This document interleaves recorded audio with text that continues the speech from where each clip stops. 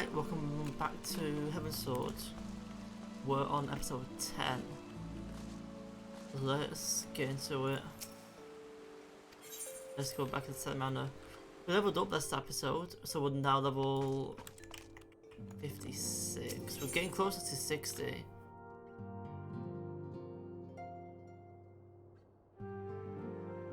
Okay.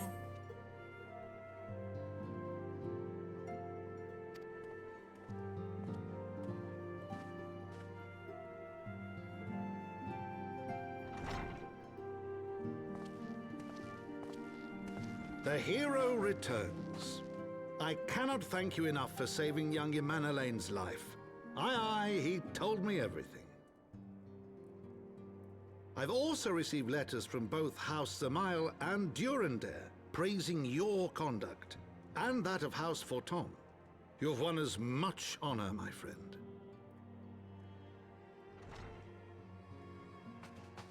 My lord. What is it? Speak. Pray forgive the intrusion, my lord, but I bring grave tidings. Master Alphino and Mistress Tataru have been detained on suspicion of fomenting heresy.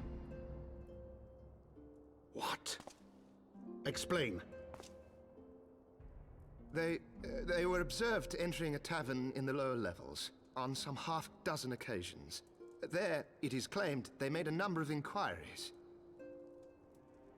Inquiries which brought them into contact with certain elements.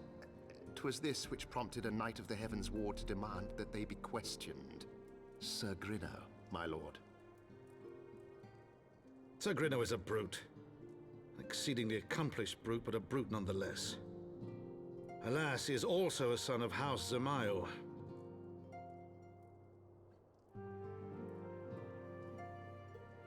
How quickly we forget the petty nature of men.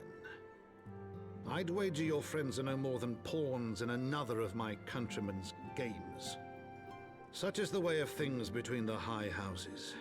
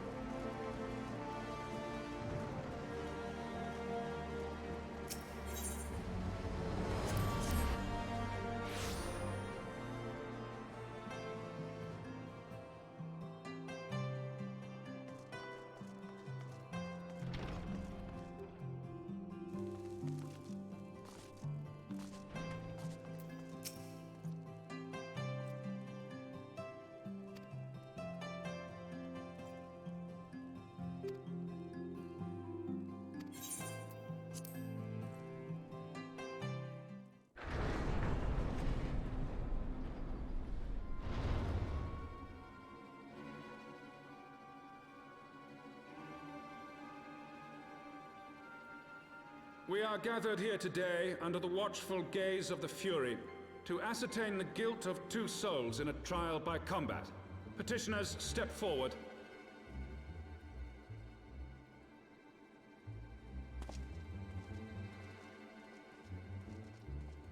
Sir Grinno, for the benefit of all here present, I would ask you to repeat the charges which you have leveled against this man and this woman. I, Sir Grinno de Zemile, brother of the Heavensward, did bear witness to these 2 foreigners consorting with heretics.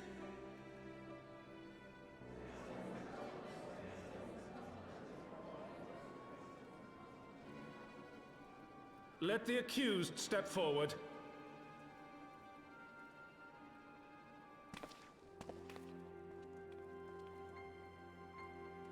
Alfino Leveilleur, Tataru Taru, you have heard the charges leveled against you. Will you take up arms to refute Sir Grinno's claim, and thereby prove your innocence in the eyes of gods and men? I, Alfino Leveilleur, am innocent of this charge, and claim my right to trial by combat. I, Tataru Taru, am innocent of this charge. But I am no warrior and cannot fight. So, I claim the right to name a champion.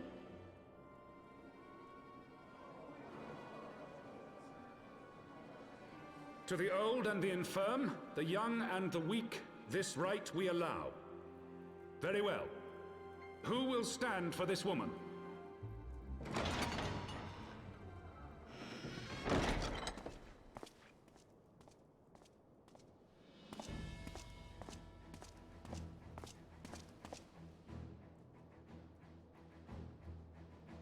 Just as I was beginning to doubt the efficacy of the Ishgardian justice system. Come, my friend. Let us put an end to this mummer's farce.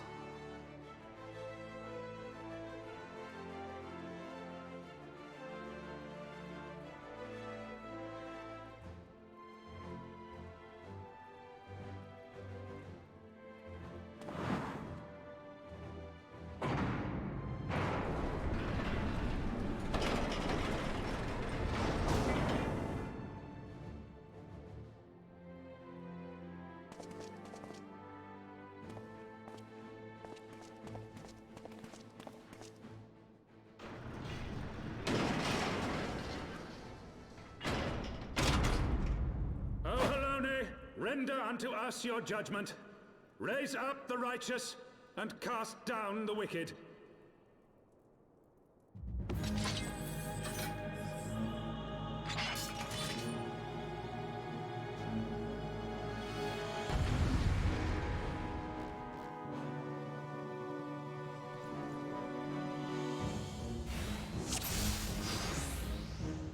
Oh, I'm so scared. Oh no.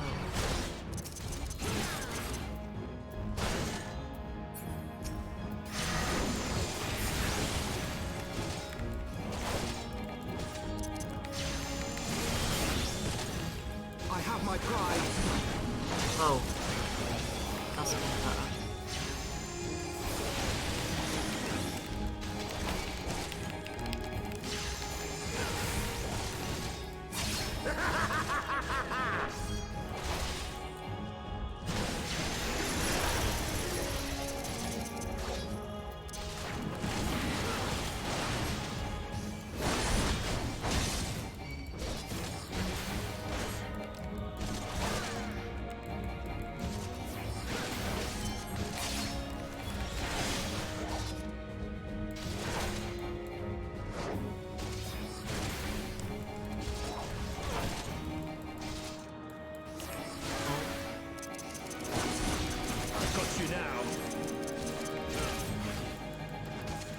Down with you!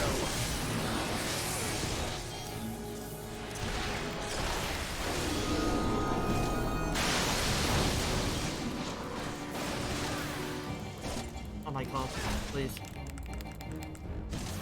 This isn't funny.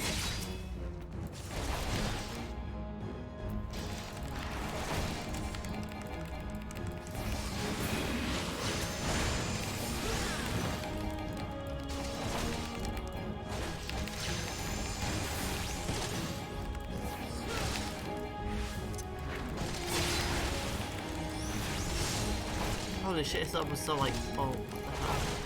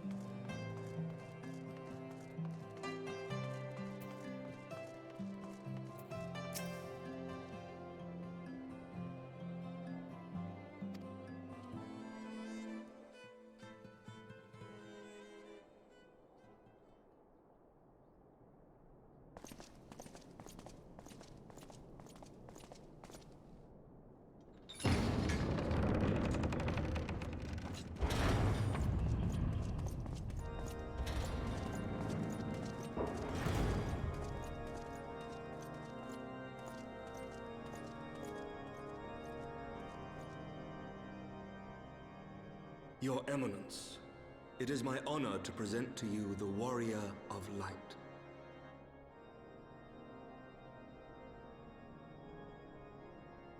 I have heard the tales of your many grand endeavors. The Lord Commander has also been most effusive in his praise. I am Thordan VII, Archbishop of the Ishgardian Orthodox Church, and I bade you come here that I might offer my personal apologies. You will forgive me for not calling upon you as courtesy would dictate, but as you can see, my more sprightly days are long behind me. But I digress. Your companions were wrongly accused of heresy and subjected to gross indignities. This, I am sorry to say, was the result of negligence on the part of our nation's protectors. Negligence born of an excess of zeal. Is that not so, Sir Zephyrin? Yes, Your Eminence.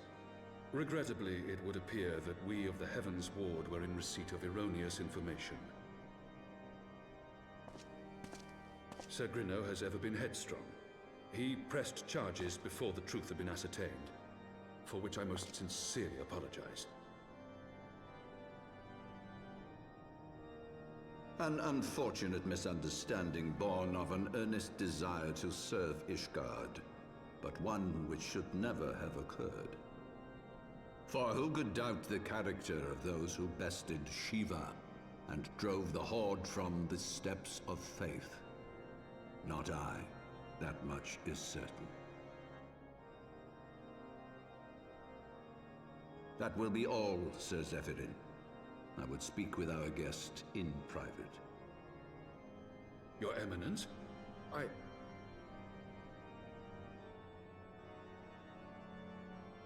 As you wish, Your Eminence. That will be all for today.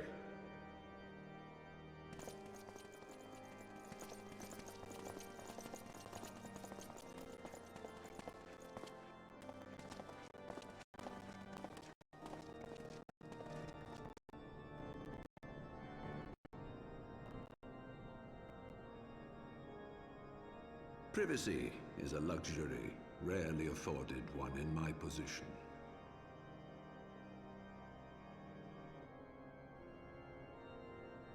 Now, tell me, young man, what do you know of the Asians? Much and more, I shouldn't wonder, being the bringer of light. You should know that I myself have met with them, have entertained them as guests, even.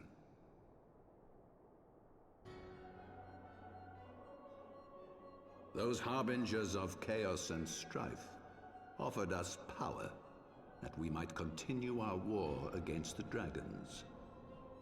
I have no intention of aiding their cause, of course, nor less of being their puppet.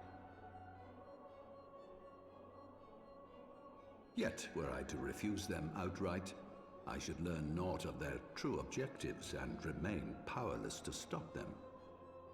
Thus have I hearkened to their words with interest and paid lip service to their beliefs, biding my time and preparing for the inevitable conflict. And why do I tell you this? Because there is naught in this world they fear more than the power of the Warrior of Light. If we are to rid ourselves of these vile interlopers, we must needs work together.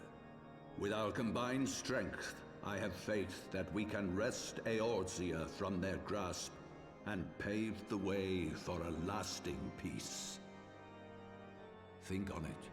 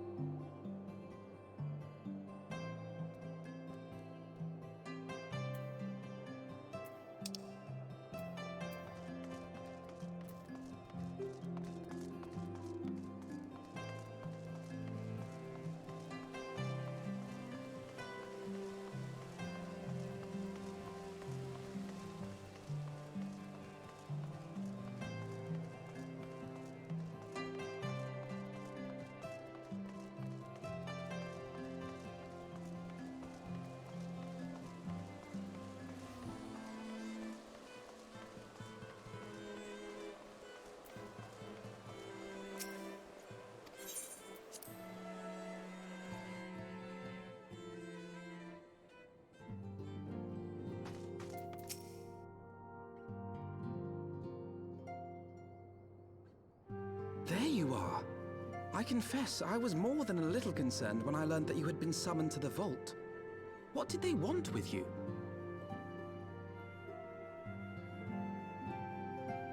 Well, well.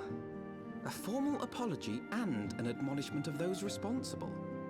I see my fears were wholly misplaced. By the gods!